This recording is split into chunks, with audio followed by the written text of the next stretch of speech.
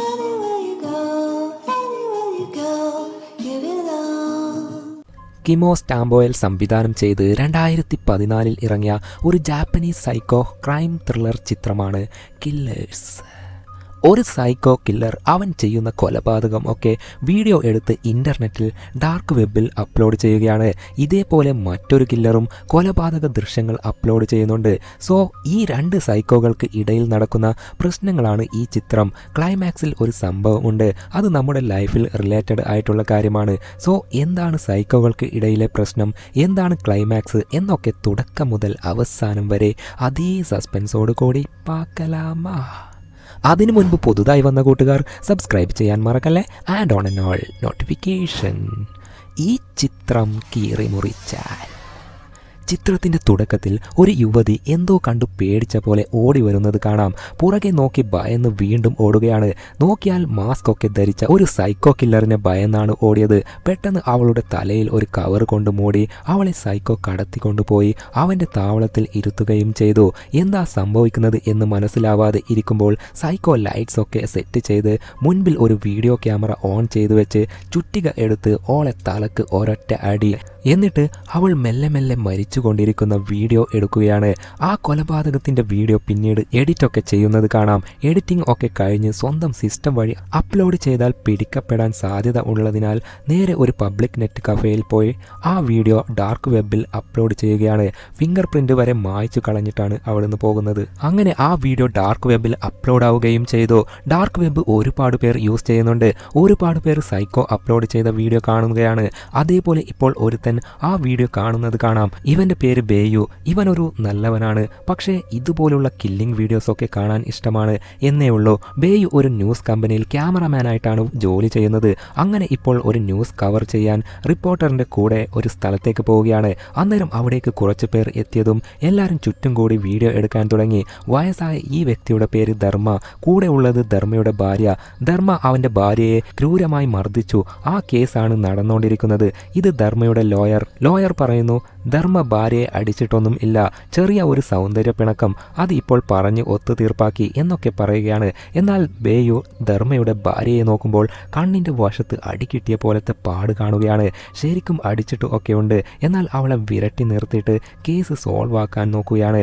അങ്ങനെ അതിനുശേഷം ധർമ്മയും ലോയറും കാറിൽ ഇരുന്ന് സംസാരിക്കുകയാണ്. അങ്ങനെ ഈ കേസ് നല്ല രീതിയിൽ പോകുന്നുണ്ടല്ലേ എന്ന് ധർമ്മ പറയുമ്പോൾ ലോയർ ചിരിക്കുകയാണ്. അന്നേരം ആ സ്ഥലത്തേക്ക് ബേയു എത്തുമ്പോൾ ധർമ്മയുടെ ആൾക്കാർ തടഞ്ഞു നിർത്തുകയും എനിക്ക് ധർമ്മയെ കാണണം എന്ന് പറയുമ്പോൾ ധർമ്മ പുറത്തിറങ്ങി ആരാ നീ എന്ന് ചോദിക്കുമ്പോൾ നിങ്ങൾക്ക് എന്നെ ഓർമ്മയില്ലേ, നല്ലോണം ഓർത്തു നോക്ക് എന്ന് പറയുകയാണ്. അന്നേരം ലോയർ ധർമ്മയോട് ഇത് ആ ജേർണലിസ്റ്റാണ് എന്ന് പറഞ്ഞതും ഓഹോ നീയാണോ, നീ മുൻപ് ജേർണലിസ്റ്റ് ആയിരുന്നതല്ലേ, എന്നെ ഏതോ ഒരു പ്രശ്നത്തിൽ കുരുക്കാൻ നോക്കിയതല്ലേ, അതാ ഞാൻ നിന്റെ ജോലി തെറിപ്പിച്ചത്, ഇപ്പോൾ നീ വെറും ക്യാമറമാൻ അല്ലേ എന്നൊക്കെ പറയുമ്പോൾ കലിപ്പിലായ ബേയു ധർമ്മയെ തെറി പറഞ്ഞതേ ഓർമ്മയുള്ളൂ. ധർമ്മയുടെ ബോഡി ഗാർഡ്സ് ബേയുവിനെ അടിച്ച് നിലത്തിടുകയാണ്. ബേയു ഒരു സാധാരണക്കാരനാണ്, എന്നാൽ ധർമ്മ ഒരു വലിയ ബിസിനസ്മാനാണ്. അതിനാൽ ധർമ്മയെ അത്ര പെട്ടെന്ന് ഒതുക്കാൻ പറ്റില്ല. എന്നിരുന്നാലും ധർമ്മയെ ഒരു പാഠം പഠിപ്പിക്കണം എന്ന് മാത്രമേ ഉള്ളൂ ബേയുവിൻ്റെ ചിന്തയിൽ. ഇപ്പോൾ സൈക്കോയെ കാണാം. അവൻ ക്യാനിൽ ആസിഡ് എടുത്തുകൊണ്ട് പോയി ഒരു യുവതിയെ കൊലപ്പെടുത്തിയിരുന്നില്ലേ, അവളെ ആസിഡ് ഒഴിച്ച് ഒരു കഷ്ണം പോലും ബാക്കി വെക്കാതെ അലിയിച്ചു കളയുകയാണ്. ശേഷം UV ലൈറ്റ് എടുത്ത് ചുമരിലും തറയിലും ഒക്കെ ആ പെണ്ണിൻ്റെ കൈരേഖ ഒക്കെ പതിഞ്ഞത് ക്ലീൻ ചെയ്യുകയാണ്. അത്രയും ശ്രദ്ധയോടെ ബുദ്ധിപൂർവമാണ് സൈക്കോ എല്ലാം ചെയ്യുന്നത്. നിലം തുടക്കുമ്പോൾ അവിടെ ആ പെണ്ണിൻ്റെ തലയിൽ ഉണ്ടായിരുന്ന ഒരു വെളുത്ത റോസാപ്പൂ, അതിൽ അവളുടെ രക്തവും പറ്റിപ്പിടിച്ചിട്ടുണ്ട്. അത് തന്നെ കുറേ നേരം കുറുകുറുന്ന് നോക്കിയിട്ട് നേരെ കളിക്കാനായി പോവുകയാണ്. പുതുതായി ഗോൾഫ് കളിക്കാനായി വരുന്നവർക്ക് കളി പഠിപ്പിച്ചു കൊടുക്കാൻ ഒരു പെണ്ണുണ്ട്. അവളിപ്പോൾ ഒരാൾക്ക് പഠിപ്പിച്ചു കൊടുക്കുമ്പോൾ സൈക്കോ അവളെ തന്നെ ഇനി അടുത്തതായി അവളെ കൊല്ലാം എന്ന ഭാവത്തിൽ നോക്കുകയാണ്. എന്നാൽ താൻ ഇവിടെ വന്നത് കളിക്കാനാണ്, എന്തിനാണോ വന്നത് അത് ഫോക്കസ് ചെയ്യാൻ മാത്രമേ സൈക്കോ നിൽക്കുകയുള്ളൂ. അങ്ങനെ ഗോൾഫ് കളിച്ച ശേഷം അവിടുന്ന് കാറിൽ പോയിക്കൊണ്ടിരിക്കെ ഒരു കാഴ്ച, അവിടെ ഒരു പെണ്ണ് അവളുടെ അനിയൻ്റെ ഒപ്പം നിന്നിട്ടുണ്ട്. അവളുടെ പേര് ഇസായി. സൈക്കോ വാഹനം ഒരു വശത്ത് നിർത്തിയിട്ട് അവരെ നിരീക്ഷിക്കാൻ തുടങ്ങി. അന്നേരം ഇസായി അനിയനോട് എടാ സോറിടാ എനിക്ക് വേറെ വഴിയില്ല എന്ന് പറഞ്ഞ് വാഹനം വരുന്ന നടു റോഡിൽ അവനെ നിർത്തിയിട്ട് ഇസായി മാറി നിൽക്കുകയും അന്നേരം ഒരു കാർ വന്നെങ്കിലും സഡൻ ബ്രേക്ക് ഇട്ടതിനാൽ അവന് ഒന്നും സംഭവിച്ചില്ല. ഡ്രൈവർ അവരെ നിങ്ങൾക്കൊക്കെ ഈ പാതിരാത്രിക്ക് മൂക്കിൽ കണ്ണില്ലേ എന്ന് വഴക്ക് പറഞ്ഞിട്ട് പോവുകയാണ്. അതൊക്കെ കണ്ടോണ്ട് നിന്ന സൈക്കോ മനസ്സിലാക്കുന്നത് ആ പയ്യന് എന്തോ അസുഖം ഉണ്ടാവും, അവനെ ചികിത്സിക്കാൻ പൈസ ഇല്ലാത്തോണ്ട് ആക്സിഡന്റിൽ പെടുത്തി മറ്റുള്ളവരുടെ ചെലവിൽ ചികിത്സ നടത്താനായിരിക്കും എന്ന്. എന്നാൽ ഇപ്പോൾ ഇസായിക്ക് വീണ്ടും അവനെ ആക്സിഡന്റിൽ പെടുത്താൻ മനസ്സ് വരുന്നില്ല. അതിനാൽ അവനെയും കൂട്ടി പോവുകയാണ്. സൈക്കോ ആണെങ്കിൽ അവരെ ഫോളോ ചെയ്ത് പുറകെ പോകുന്നുണ്ട്. ഇസായി ഒരു ഫ്ലവർ ഷോപ്പ് നടത്തുകയാണ്. അത് സൈക്കോ കാണുകയും സൈക്കോയെ കണ്ട അനിയൻ ഒരു കളിപ്പാട്ടം തോക്കെടുത്ത് സൈക്കോയെ വെടിവെക്കുന്ന പോലെ ആംഗ്യം കാണിക്കുമ്പോൾ തൽക്കാലം സൈക്കോ ഇസായിയുടെ സ്ഥലം മനസ്സിലാക്കി അവിടുന്ന് പോവുകയാണ്. അങ്ങനെ പിറ്റേ ദിവസം ബേയു ആണെങ്കിൽ അവൻ ധർമ്മയെക്കുറിച്ച് ആർട്ടിക്കിൾ ഒക്കെ എഴുതിയിരുന്നു. എന്നാൽ അതൊക്കെ കള്ളം ആണെന്ന് ധർമ്മ പറഞ്ഞ് പണത്തിന്റെ കഴപ്പ് കൊണ്ട് ബേയുവിനെ ജോലിയിൽ നിന്നും പുറത്താക്കിയതാണ്. ആർട്ടിക്കിൾസ് ഒക്കെ ബേയു ഇപ്പോൾ നോക്കി കലിപ്പിലാവുകയും നേരെ ഡാർക്ക് വെബ് ഓപ്പൺ ചെയ്ത് സൈക്കോ ആ യുവതിയെ കൊലപ്പെടുത്തിയ വീഡിയോ കാണുകയാണ്. പെട്ടെന്ന് ബേയുടെ മകൾ വന്ന് എന്താ പപ്പ ചെയ്യുന്നേ എന്നൊരു ചോദ്യം. അവൾ കാണാതിരിക്കാൻ പെട്ടെന്ന് അവളെയും കൂട്ടി നേരെ ബേയുവിന്റെ വൈഫിന്റെ വീട്ടിലേക്ക് ടാക്സിയിൽ പോയിക്കൊണ്ടിരിക്കുകയാണ്. ബേയും വൈഫും ഡിവോഴ്സ് ആണ്. എന്നാൽ മകളെ രണ്ടുപേരുമാണ് നോക്കുന്നത്. അങ്ങനെ വീട്ടിലെത്തി മകളെ കിടത്തിയ ശേഷം വൈഫിനോട് സംസാരിക്കുകയാണ്. രണ്ടുപേർക്കും ഇടയിൽ ചെറിയൊരു സൗന്ദര്യപ്പിണക്കം മാത്രമാണുള്ളത്. എന്നാൽ ഈഗോ കാരണം പരസ്പരം സംസാരം കുറഞ്ഞതുകൊണ്ടാണ് ഡിവോഴ്സ് വരെ എത്തിയത്. അങ്ങനെ പിറ്റേ ദിവസം സൈക്കോ ഒരു കസ്റ്റമറിനെ പോലെ ഇസായിയുടെ ഫ്ലവർ ഷോപ്പിലേക്ക് എത്തുകയാണ്. എന്ത് വേണം സാർ? എനിക്കൊരു ഫ്ലവർ വേണം, ഒരു സ്പെഷ്യൽ ഫ്ലവർ വേണം. അങ്ങനെ ഇസായി ഒരു ഫ്ലവർ കൊണ്ടുവന്ന് കൊടുക്കുകയാണ്. ഇതേ നേരം പുറത്ത് ഒരു 4 കുട്ടികൾ അവിടെയുള്ള വാഹനത്തിൽ സ്ക്രാച്ച് ആക്കിയതിനാൽ വാഹനത്തിന്റെ ഓണർ വഴക്ക് പറയുന്നത് കാണാം. അത് കണ്ട സൈക്കോ ഇസായിയുടെ മുന്നിൽ മാന്യൻ ആവാൻ പറ്റിയ സമയം എന്ന് മനസ്സിലാക്കി സൈക്കോ നേരെ അവരുടെ അടുത്തേക്ക് പോയി കുട്ടികളെ രക്ഷിക്കാൻ നോക്കുമ്പോൾ ഓണർ ആണെങ്കിൽ കലിപ്പിൽ സൈക്കോയെ വഴക്ക് പറയുകയാണ്. അന്നേരം സൈക്കോ ഓണറിന്റെ കാതിൽ എന്തോ ഒരു കാര്യം പറഞ്ഞതും ഓണർ ഭയന്ന പോലെ ധൃതിയിൽ അവിടുന്ന് പോവുകയും ചെയ്തു. ശേഷം തിരിച്ചു വന്നപ്പോൾ അല്ല സർ, അയാൾ ഭയങ്കര ദേഷ്യത്തോടെ അല്ലേ സംസാരിച്ചത്, നിങ്ങളെന്താ അയാളോട് പറഞ്ഞത്? അത് കേട്ടപ്പോൾ തന്നെ അയാൾ പോയല്ലോ എന്ന് ചോദിക്കുമ്പോൾ അത് പിന്നെ ഞാൻ അയാളോട് പറഞ്ഞത് മര്യാദയ്ക്ക് ഇവിടുന്ന് പോയില്ലെങ്കിൽ നിന്റെ കൈയും കാലും തലയും വെട്ടി കാറിന്റെ ഡിക്കിലിട്ട് കൊണ്ടുപോകും എന്നാ. അത് കേട്ട് പേടിച്ചിട്ടാ അയാൾ വാലും പൊക്കി ഓടിയത്. അത് കേട്ടതും ഇസായി ചിരിക്കുകയാണ്. എന്നിട്ട് ഹേയ് അങ്ങനെ ആയിരിക്കില്ല, നിങ്ങൾ അയാളോട് സോറി നാറ്റിക്കരുത് എന്ന് പറഞ്ഞിട്ടുണ്ടാവും, അതുകൊണ്ടായിരിക്കും അയാൾ പോയത് എന്ന് പറഞ്ഞു ചിരിക്കുകയാണ്. അത് കേട്ട് സൈക്കോയും ചിരിച്ചിട്ട് അതെ അതെ എന്ന് പറയുകയാണ്. ആക്ച്വലി സൈക്കോ ആദ്യം പറഞ്ഞതാണ് ശരി, അയാൾ പേടിച്ചിട്ടാണ് പോയത്. സത്യം വിശ്വസിക്കാൻ എല്ലാവർക്കും പെട്ടെന്ന് കഴിയില്ലല്ലോ. ഇപ്പോൾ ഭാര്യയുടെ വീട്ടിൽ നിന്നും പോകുന്ന ബേയുവിനെ കാണാം. ഒരു ടാക്സിയിലാണ്, ക്ഷീണിതനായിട്ട് ഉറക്കം തൂങ്ങുന്നുണ്ട്. പിന്നീട് കാണുന്നത് ആ ടാക്സി വിജനമായ ഒരു സ്ഥലത്ത് നിർത്തിയിട്ടിരിക്കുന്നു. പെട്ടെന്ന് ഒരുത്തൻ വന്ന് ഭീഷണിപ്പെടുത്തി എടുക്ക്, കയ്യിലുള്ള പേഴ്സ് വാച്ച് എല്ലാം എടുക്ക് എന്ന് പറയുകയും ബേയു ആണെങ്കിൽ അതൊക്കെ എടുത്തു കൊടുക്കുകയാണ്. ആ പയ്യൻ അതോടെ നിർത്തിയില്ല. ആളൊരു കുണ്ടൻ ആയിരുന്നു. ബേയുവിനെ മേയാൻ നോക്കുമ്പോൾ അതിൽ കയറി പിടിക്കാനായോടെ കാട്ടുകുണ്ട എന്ന് പറഞ്ഞ് അടിപിടി കൂടുമ്പോൾ അന്നേരം നടന്ന ഗൺ ഫയറിൽ ആ കുണ്ടനും ടാക്സി ഡ്രൈവറും കൊല്ലപ്പെടുകയാണ്. ഇതേ നേരം സൈക്കോ ആണെങ്കിൽ ഏതോ ഒരു പെണ്ണിനെ സംസാരിച്ച് മയക്കിയെടുത്ത് വീട്ടിലേക്ക് കൂട്ടിക്കൊണ്ടു പോവുകയാണ്. വീട്ടിലെത്തി പതിവ് പോലെ മാസ്ക് ഒക്കെ ധരിച്ചു വന്ന് അവളെ അടിച്ചു കൊല്ലുന്ന വീഡിയോ ഒക്കെ എടുത്ത ശേഷം കൊന്ന പാവം തിന്നാൽ തീരും എന്നൊരു ചൊല്ലില്ലേ, അതേപോലെ അവളുടെ ചില ഭാഗങ്ങൾ മുറിച്ച് ബ്രെഡിൽ ജാം പുരട്ടി കഴിക്കുന്ന പോലെ അവളുടെ ഇറച്ചി രുചിയോടെ കഴിക്കുകയാണ്. ഇതേ നേരം ബേയു ആണെങ്കിൽ വീട്ടിലെത്തി മുറിവിന് മരുന്നൊക്കെ വെച്ച ശേഷം ഡാർക്ക് വെബ് ഓപ്പൺ ചെയ്തപ്പോൾ പുതിയൊരു വീഡിയോ വന്നിട്ടുണ്ട്. അതിന് ഒരുപാട് വ്യൂസ് ഉണ്ട്. എന്നാൽ ട്വിസ്റ്റ് എന്തെന്നാൽ അത് ആ സൈക്കോ അപ്ലോഡ് ചെയ്തതല്ല, ബേയു അപ്ലോഡ് ചെയ്തതാണ്. നേരത്തെ കാറിൽ വെച്ച് നടന്ന വഴക്കിൽ ആ കുണ്ടൻ മരിക്കുന്നതിന് മുൻപേ ബേയു വീഡിയോ എടുത്തിരുന്നു. അത് ഡാർക്ക് വെബിൽ വീഡിയോസ് കണ്ട് ഇൻസ്പയർഡ് ആയിട്ടാണ് വീഡിയോ എടുത്തതും ശേഷം ഡാർക്ക് വെബിൽ അപ്ലോഡ് ചെയ്തതും. ഒരുപാട് വ്യൂസ് വന്നത് കണ്ട് കൗതുകത്തോടെ ബേയു നോക്കി നിൽക്കെ അതേ വീഡിയോ നമ്മുടെ സൈക്കോയും കാണുന്നുണ്ട്. അങ്ങനെ പിറ്റേ ദിവസം ബേയുടെ ലാപ്ടോപ്പിൽ ഒരു മെയിൽ വന്നിട്ടുണ്ട്, ഒരു പ്രൈവറ്റ് ചാറ്റ് റൂം. അതിൻ്റെ ലോഗിൻ ഐഡിയും പാസ്വേഡും. ബേയു അത് ലോഗിൻ ചെയ്ത് ചാറ്റ് ചെയ്യാൻ തുടങ്ങി. ആ ചാറ്റ് റൂമിൽ ഉള്ളത് സൈക്കോ ആണ്. ബേയു ആണെങ്കിൽ നീ ആരാ എന്ന് ചോദിക്കുമ്പോൾ ഞാനും നിന്നെ പോലെയാണ് എന്ന് സൈക്കോ പറയുകയാണ്. എന്നെ പോലെയോ എന്ന് വെച്ചാൽ ആരാ? അത് പിന്നെ നീ ഇപ്പോൾ അല്ലേ അക്കൗണ്ട് ക്രിയേറ്റ് ചെയ്തത്, ടൈറ്റിൽ ഒന്നും കൊടുത്തിട്ടില്ല, അതേപോലെ ഇതേപോലെ ഒരൊറ്റ വീഡിയോ മാത്രമേ നീ അപ്ലോഡ് ചെയ്തിട്ടുള്ളൂ, അതിനർത്ഥം നീ പുതിയ കില്ലർ അല്ലേ? എന്നാൽ ഞാൻ നിന്നേക്കാൾ സീനിയറാണ്, അതുകൊണ്ട് നിന്നെ കണ്ടെത്താൻ എനിക്ക് വളരെ എളുപ്പമാണ്. തുടക്കത്തിൽ ഇങ്ങനെ ഒക്കെയാണ്. ഇത് നിന്റെ ആദ്യത്തെ കൊലപാതകം അല്ലേ എന്ന് സൈക്കോ ചോദിച്ചതും ബേയു ഭയപ്പെടാൻ തുടങ്ങി.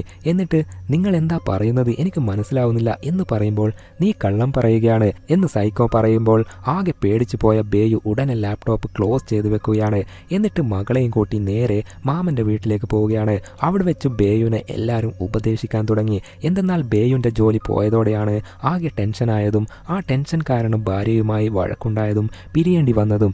അവളെ നന്നായി നോക്ക്, നിന്റെ ഭാഗത്താണ് മിസ്റ്റേക്ക് എന്നൊക്കെ പറയുമ്പോൾ ഇപ്പോൾ ബേയുവിന് അവരെ കാണുമ്പോൾ ബേയുവിനെ കളിയാക്കി ചിരിക്കുന്ന പോലെയൊക്കെ കാണുകയാണ്.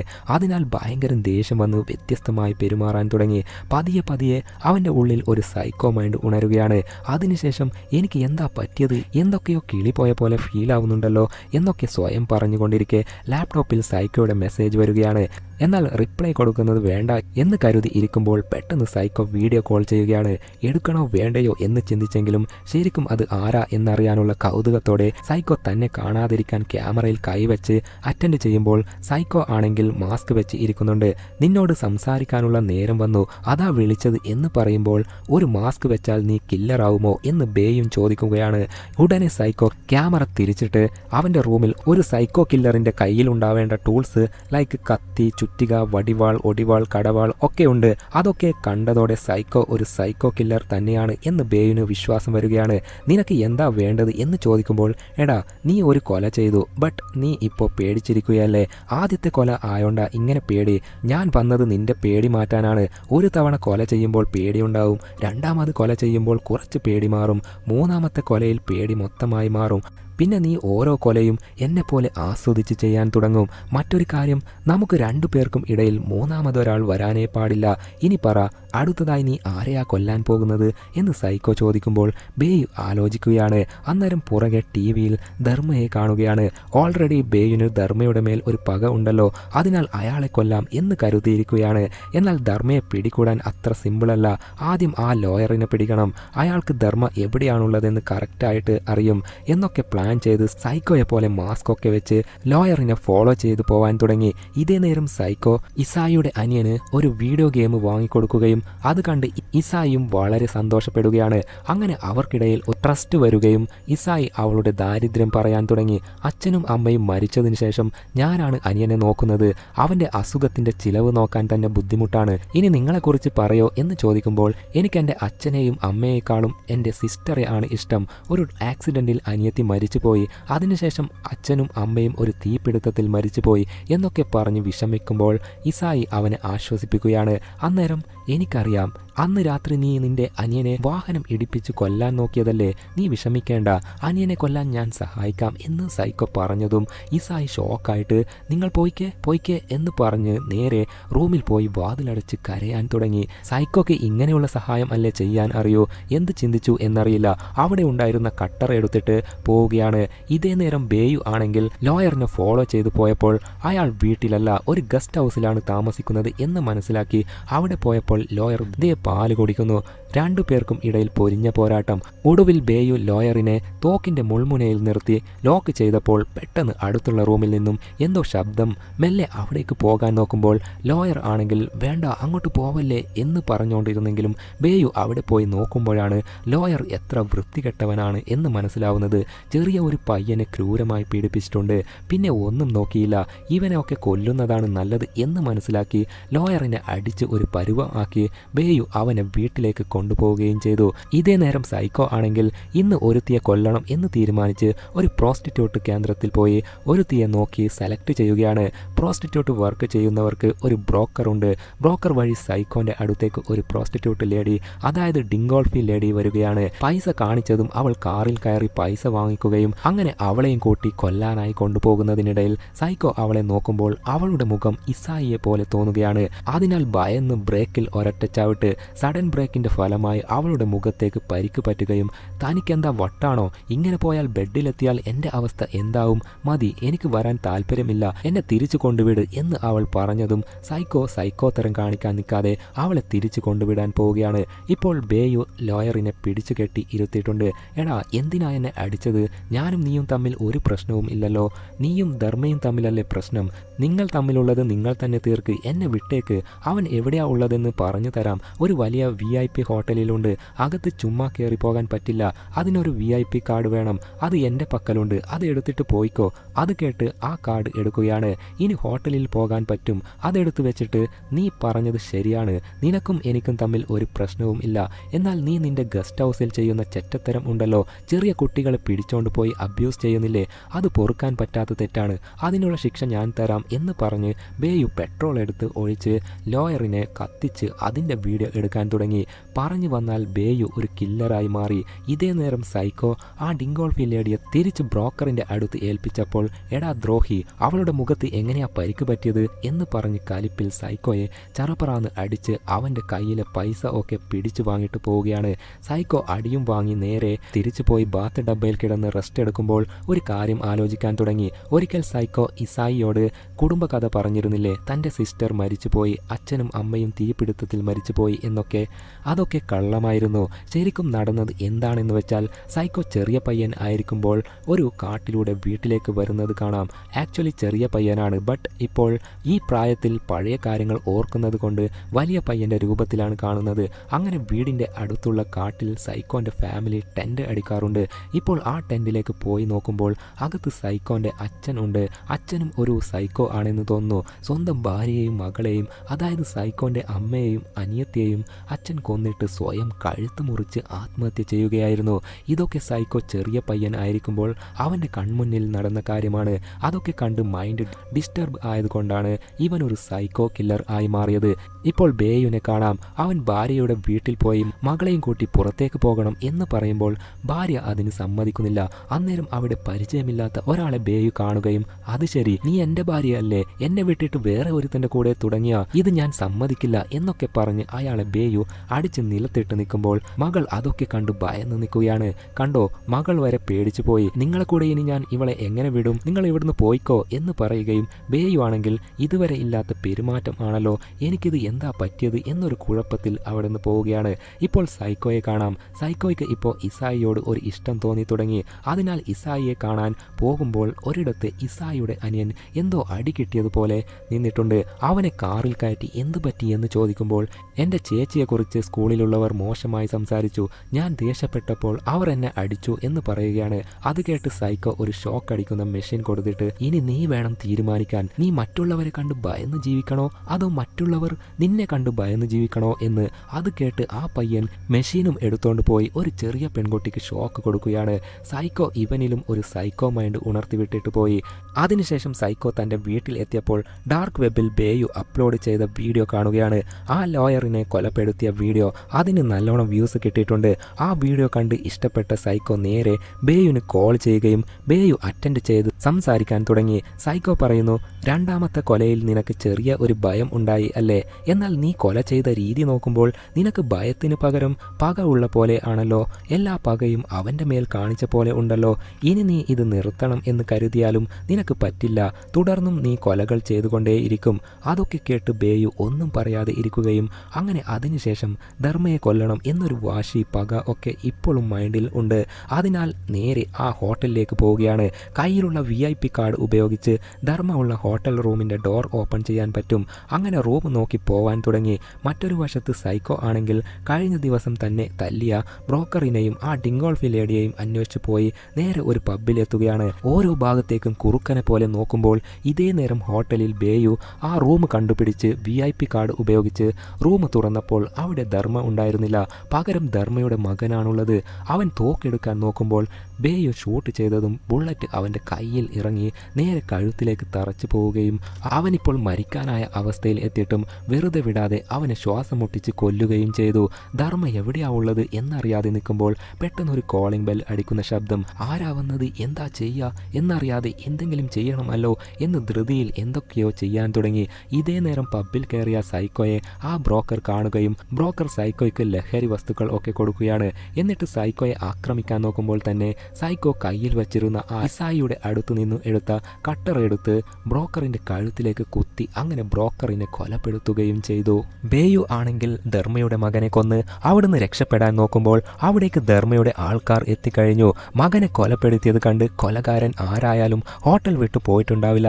പോകാനുള്ള ഒരൊറ്റ വഴി മാത്രമേ ഉള്ളൂ. അതിനാൽ എല്ലാവരും അന്വേഷിക്കാൻ തുടങ്ങി. ബേയു ആണെങ്കിൽ ശ്വാസം അടക്കി പിടിച്ച് നിന്നെങ്കിലും ഒരു ഘട്ടത്തിൽ ബേയുവിനെ പിടിച്ച് അടിക്കാൻ തുടങ്ങി. ബേയു തോക്ക് നീട്ടി എന്നെ ഒന്നും ചെയ്യല്ലേ, ഞാൻ പോകട്ടെ എന്ന് പറയുമ്പോൾ അത് ശരി, ഞങ്ങളുടെ ബോസിന്റെ മകനെ കൊന്ന നിന്നെ ഞങ്ങൾ വെറുതെ വിടാനോ എന്നൊക്കെ പറയുമ്പോൾ രക്ഷപ്പെടാൻ ഒരു വഴിയും ഇല്ല.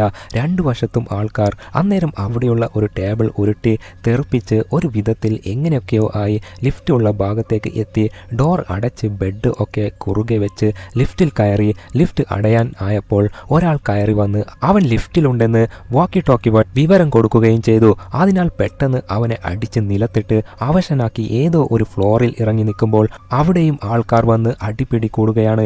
രക്ഷപ്പെടാൻ വേണ്ടി മേലെയുള്ള ഗ്യാസ് ലൈനിൽ ഷൂട്ട് ചെയ്ത് അവിടെ മൊത്തം ഗ്യാസ് നിറയുമ്പോൾ ഒരു വിധത്തിൽ അവിടുന്ന് രക്ഷപ്പെട്ട് ഓടി ഓടി ഫുഡ് ഐറ്റംസ് ഒക്കെ കൊണ്ടുവരുന്ന വഴിയിലൂടെ പോയി ഗേറ്റ് ഡോർ ലോക്ക് ചെയ്യുമ്പോൾ എല്ലാവരും കൂടി അവനെ പിടിച്ച് നിർത്തിയെങ്കിലും ഷർട്ട് ഊരി മാറ്റി അത്രയും ആൾക്കാർ ഉണ്ടായിട്ടും അതിസാഹസികമായി ബേയു രക്ഷപ്പെട്ടു ഓടി ഓടി റോഡിലൂടെ ഓടി രക്ഷപ്പെട്ടു പോവുകയാണ്.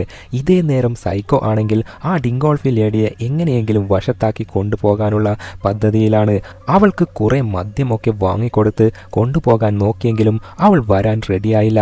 അതിനാൽ പിടിച്ചോണ്ട് പോയി കാറിൽ കൊണ്ടുപോയാൽ പ്രശ്നമാവും, പോലീസ് കണ്ടാലോ എന്ന് കരുതി അവളെ ഇടിച്ച് മയക്കി കിടത്തി ഡിക്കിയിലിട്ട് തിരിയുമ്പോൾ ദേ പോലീസ് വരുന്നു. അയ്യോ, പോലീസ് കണ്ടു കാണുമോ എന്ന് ഭയന്ന് നിൽക്കുമ്പോൾ എന്താ ഇവിടെ വണ്ടി പാർക്ക് ചെയ്തത്, ഇവിടെ നോ പാർക്കിംഗ് ഏരിയ എന്ന് അറിയില്ലേ, നിന്റെ ലൈസൻസ് താ എന്ന് പറഞ്ഞ് വാങ്ങി നോക്കുമ്പോൾ പെട്ടെന്ന് ഡിക്കിയിൽ നിന്നും ശബ്ദം വരാൻ തുടങ്ങി. അതെന്താ ശബ്ദം എന്ന് ചോദിക്കുമ്പോൾ അത് പിന്നെ എന്ന് പറഞ്ഞ് നിൽക്കുമ്പോൾ ഹോട്ടലിൽ നിന്നും ധർമ്മയുടെ മകനെ ആരോ കൊലപ്പെടുത്തി എന്നൊരു സന്ദേശം കിട്ടുകയും പോലീസ് അവിടുന്ന് പോവുകയാണ്. തലനാഴി ഇടയ്ക്കാണ് രക്ഷപ്പെട്ടത്. അങ്ങനെ ആ ലേഡിയെ കൂട്ടി നേരെ സൈക്കോന്റെ താവളത്തിൽ എത്തുകയും ചെയ്തു. എന്നിട്ട് ബേയുവിന് വീഡിയോ കോൾ ചെയ്ത് നിൽക്കുമ്പോൾ എന്താ ചെയ്യാൻ പോകുന്നത് എന്ന് ബേയു ചോദിക്കുമ്പോൾ നീ എൻ്റെ വീഡിയോസ് അല്ലേ കണ്ടിട്ടുള്ളത്, എന്നാൽ ഞാൻ കൊല ചെയ്യുന്നത് ലൈവായിട്ട് കണ്ടിട്ടില്ലല്ലോ, നീയാണ് എൻ്റെ ഫസ്റ്റ് വ്യൂവർ എന്ന് പറഞ്ഞ് ആ ലേഡിയെ കൊലപ്പെടുത്തുന്നത് ലൈവ് ആയി കാണിക്കാൻ പോവുകയാണ്.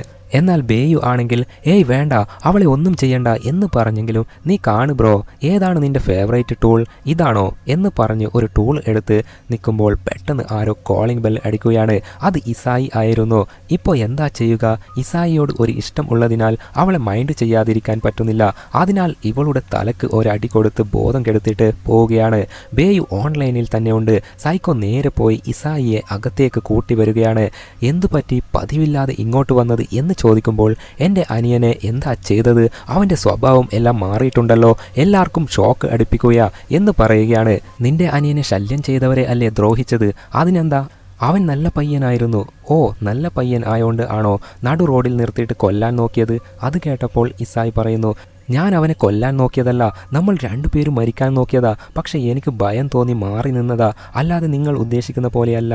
ഇതേ നേരം അകത്ത് മയങ്ങിക്കിടന്ന ലേഡി ഉണർന്ന് ഒച്ച ഉണ്ടാക്കാൻ തുടങ്ങി. അത് ഇസായി കേൾക്കുകയും അകത്ത് എന്താ ശബ്ദം എന്ന് ചോദിക്കുമ്പോൾ ഏയ് അത് ഒന്നുമില്ല, TV ഓണായതാ, ഞാൻ ഓഫ് ചെയ്തിട്ട് വരാം എന്ന് പറയുമ്പോൾ ആ ഒച്ച കൂടി വന്നതിനാൽ ഇസായിക്ക് ഡൗട്ട് വരികയും ശരി നമുക്ക് പിന്നെ കാണാം, ഞാൻ പോകുന്നു എന്ന് പറഞ്ഞു പോകുമ്പോൾ അവൾക്ക് കാര്യം പിടികിട്ടി കാണും എന്ന് സൈക്കോക്ക് മനസ്സിലാവുകയും അതിനാൽ ഇസായിയെ തടഞ്ഞു നിർത്തിയിട്ട് നീ ഇനി ഇവിടുന്ന് പോവണ്ട, നിനക്ക് കാര്യം മനസ്സിലായി എന്ന് എനിക്കറിയാം എന്ന് പറഞ്ഞുകൊണ്ട് നിൽക്കവേ ആ ഷോക്ക് അടിക്കുന്ന മെഷീൻ ഉണ്ടല്ലോ അത് അനിയന്റെ കയ്യിൽ നിന്നും ഇസായി കൊണ്ടുവന്നിരുന്നു. അതെടുത്ത് സൈക്കോന്റെ ശരീരത്തിൽ അടിച്ചതും അവൻ അവശനായി വീഴുകയും ചെയ്തു. ഇസായിക്ക് ഓടി രക്ഷപ്പെടാമായിരുന്നു. എന്നാൽ അകത്ത് ആരോ അപകടത്തിൽപ്പെട്ടിട്ടുണ്ടെന്ന് മനസ്സിലാക്കി അകത്തേക്ക് പോയി ആ ലേഡിയുടെ കെട്ടൊക്കെ അഴിച്ചു പോകുമ്പോൾ ഓൺലൈനിൽ ഉള്ള ബേയു ആണെങ്കിൽ പെട്ടെന്ന് രണ്ടുപേരും അവിടുന്ന് രക്ഷപ്പെട്ടു പോയിക്കോ എന്ന് അലറി പറയുകയാണ്. അത് കേട്ട് പോകാൻ നോക്കുമ്പോൾ സൈക്കോ ഉണർന്ന് മാസ്ക് വച്ച് രണ്ടുപേരെയും കൊല്ലാനുള്ള കൊലവറിയിൽ നിൽക്കുകയാണ്.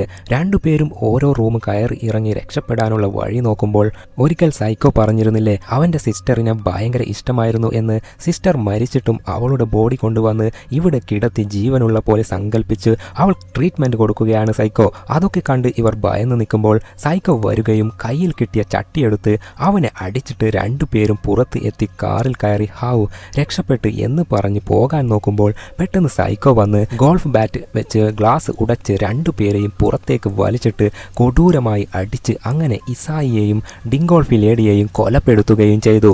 അതെ, അവരെ സൈക്കോ ശരിക്കും കൊന്നുകളഞ്ഞു. മുഖത്ത് രക്തക്കറയോടെ അകത്ത് വന്ന് ഓൺലൈനിൽ ബേയ് ഉണ്ടല്ലോ അവനെ നോക്കി എടാ ഞാൻ പറഞ്ഞതല്ലേ നമുക്ക് ഇടയിൽ ആര് വന്നാലും അവസാനം ഞാൻ അവരെ കൊല്ലും, എനിക്ക് നീയും നിനക്ക് ഞാനും മാത്രം മതി എന്ന് സൈക്കോ പറയുകയാണ്. സൈക്കോ ബേയുനെയും തന്നെ പോലെ ഒരു സൈക്കോ ആണെന്നാണ് കരുതിയിരിക്കുന്നത്.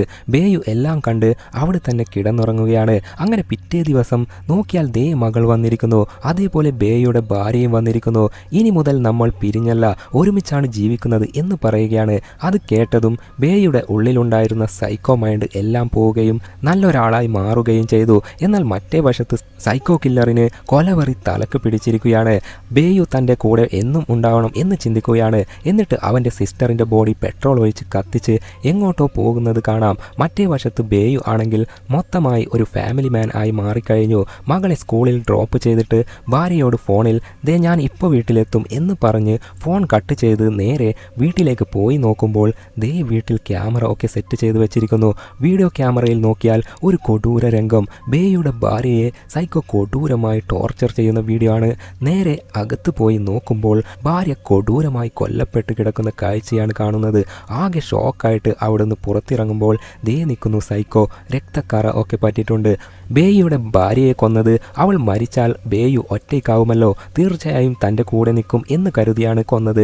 എന്നാൽ ബേയു കലിപ്പിൽ തോക്കെടുത്ത് സൈക്കോയെ വെടിവെച്ച് കൊല്ലാൻ നോക്കുമ്പോൾ പെട്ടെന്നൊരു കാർ വന്ന് ബേയുനെ ഇടിച്ച് തെറിപ്പിക്കുകയും മയക്കത്തിലായ ബേയുനെ ഏതോ ഒരു ഗ്യാങ് തൂക്കിക്കൊണ്ടു പോവുകയും ചെയ്തു. അതൊക്കെ കണ്ട സൈക്കോ ഒന്നും മനസ്സിലാവാതെ അവിടെയുള്ള ടാക്സിയിൽ കയറി ഡ്രൈവറിൻ്റെ നെഞ്ചിൽ കത്തി കുത്തി ഇറക്കി അയാളെ കൊലപ്പെടുത്തി കാർ എടുത്ത് ഫോളോ ചെയ്യാൻ തുടങ്ങി. അങ്ങനെ ഒരു വലിയ ബിൽഡിംഗ്, അവിടെ കുട്ടികൾ ഒക്കെ കളിക്കുന്നുണ്ട്. അവിടേക്ക് ആ കാർ വരികയും മയക്കത്തിലുള്ള ബേയുവിനെ ബിൽഡിങ്ങിലേക്ക് തൂക്കിയെടുത്തുകൊണ്ട് പോവുകയാണ്.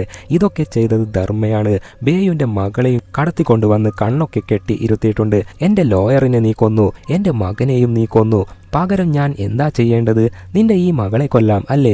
അത് കേട്ട് ബേയു കരഞ്ഞോണ്ട് പ്ലീസ് എൻ്റെ മകളെ ഒന്നും ചെയ്യല്ലേ എന്ന് പറയുമ്പോൾ അയ്യോ ഞാൻ ഇവളെ കൊല്ലില്ല, നീ വിഷമിക്കേണ്ട, ഞാൻ ഇവളെ വളർത്താനാ പോകുന്നത്, ഇവൾ വലുതാകുമ്പോൾ ഞാൻ ഇവളെ കല്യാണം കഴിക്കും, എന്നാൽ നമ്മുടെ കല്യാണം കാണാൻ നീ ഉണ്ടാവില്ല, നിന്നെ ഇപ്പോൾ ഞാൻ കാലാപുരിക്ക് തട്ടും എന്ന് പറഞ്ഞ് ബേയുവിനെ കൊല്ലാൻ നോക്കുമ്പോൾ ആരോ വെടിവെക്കുകയാണ്. അത് സൈക്കോ ആയിരുന്നു.